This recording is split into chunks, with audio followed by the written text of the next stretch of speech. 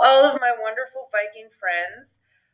I don't know what I'm saying here because I am dubbing over because I forgot to turn on the microphone and I'm going to blame somebody else in the room. I don't know who I'm going to blame, but we're going to blame somebody because I'm trying to dub over where I'm going and I don't know. Who knows?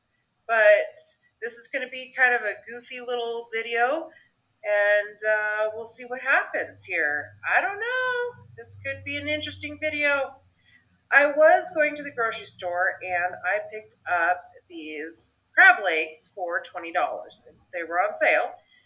Unfortunately, there was a power outage while I was overseas, and most of my things in my freezer decided that they wanted to thaw and then refreeze.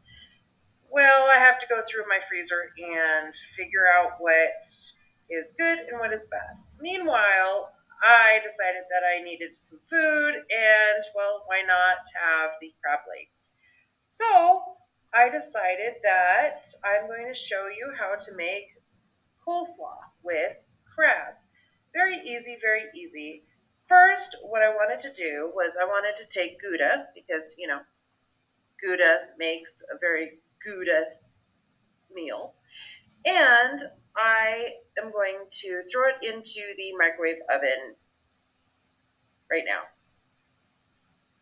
Who knows if my microwave oven is clean?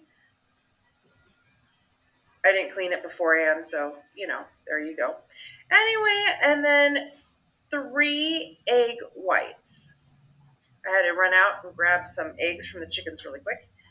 And then I came back in, washed the eggs really quick, and here I go, separating the yolks from the egg whites and pulling out the melted Gouda from the microwave. And who did my hair? I am just saying my hair is a mess, but I digress. So 3 separated eggs, and who positioned the camera? I am now looking at the camera going, holy moly. Was I put in charge of the camera too? No, I wasn't put in charge. Okay, yes, I was. But anyway, so I put the Gouda / egg whites in a pan and I sprayed the parchment paper inside the pan with a nonstick spray because who likes sticky stuff? I don't like sticky stuff. So I put the Gouda and egg mixture in that, and then I bake for 350 for about 20 to 25 minutes. I want the egg cheese mixture to be firm. And the reason why I want it to be firm is because they turn into kind of a noodly consistency, and this takes the place of the carrots or the cabbage that you would put into regular coleslaw. So here I am, breaking apart, and like a typical Viking, I make a complete mess, put the eggshell inside the mixture because why not? And then I take the eggshell existing and I scoop out the eggshell that I dropped inside. And that's what I'm doing right here because, and then I dropped another piece of eggshell. I tell you what. And then I have no place to put the eggshells. I put them down over on the other side of the counter, and then I do this process again another 2 times, and they make a complete mess. I'm just saying. Meanwhile, I am kind of worried about the Gouda because the Gouda is now solidifying as it's cooling, and I'm sitting here kind of wondering if I'm going to have to remicrowave the Gouda, but it's already too late. I put the egg whites inside, and now I am stuck just talking. Don't know what I'm saying because I can't remember. I just ramble, as I'm doing right now. I'm just rambling. Probably talking about my trip to Egypt. And I did find out that Nile is a river in Egypt. So here I am, going to mix up the egg whites and the Gouda, and realizing that the Gouda now is not exactly a malleable cheese anymore, so I have to cut it up. But that's okay, because it's kind of working. And I continue on. Now, you can use Parmesan cheese or mozzarella cheese or anything. Shredded would be better, but I want you to know that any kind of cheese that you would like can work in this kind of dish, as long as the egg whites are firm when you pull them out of the oven. So again, 350 degrees and 20 to 25 minutes. I didn't warm up the oven because I was doing my thing and I forgot to warm up the oven, but that's okay. And then I pick up these crab legs and I am demonstrating how to easily cut the crab legs and grab the meat. You can use either baby shrimp, or you could use artificial crab, or if you don't want to even use crab or anything seafood, you could use chicken. You could also use canned tuna, but, well, canned tuna isn't that great of a side dish for a barbecue or anything like that. It's just something that you could use at home. I am peeling the skin off of the legs, and I am cracking them open and removing the meat. And as I'm doing that, I am checking to see if the meat is completely separated out of the shell or if there's any more meat. And of course, because I thawed them out in hot water, everything is a goopy mess, but that's okay. And I'm removing, as you can see, the meat from the leg in a hole. Sometimes they don't work out like that. Sometimes you need a pick. Sometimes you need other kind of tools or just scissors or a knife. Be very careful when using a knife because you might cut yourself. But these nutcrackers right here, these walnut crackers, they work very well in the shells that are being very difficult. So I'm continuing on and just separating. This is the claw right here. I have to use the walnut cracker to crack open the claw. The claw is very thick. And I'm removing the actual claw itself, and I'm removing the tendons and the ligaments that hold together the meat and the shell. Again, if you are not wanting to go through this entire process, or this process is going to be very, very difficult for you, there's the shell right there. If it's going to be very difficult for you, then you could definitely use other types of seafood.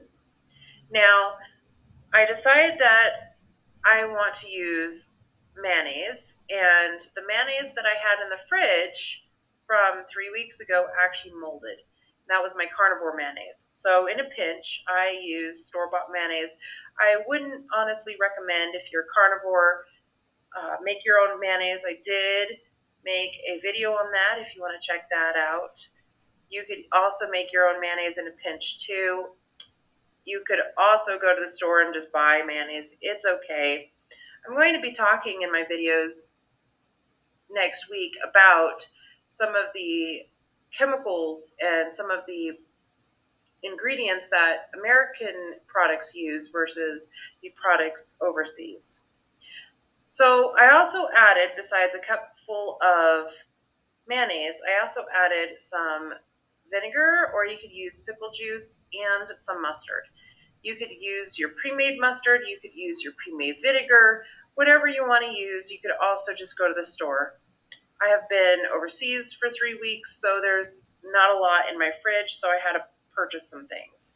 But that's okay, because this is one of those meals that you could throw together, or if you want to really make something special, you can add all of your ingredients homemade from scratch and take it to a barbecue or maybe a baby shower or even some kind of wedding or ceremony, whatever you want to do, and you can still keep it carnivore, ketovore, or keto, whatever your meal plan is, and it will be a highlight of the show.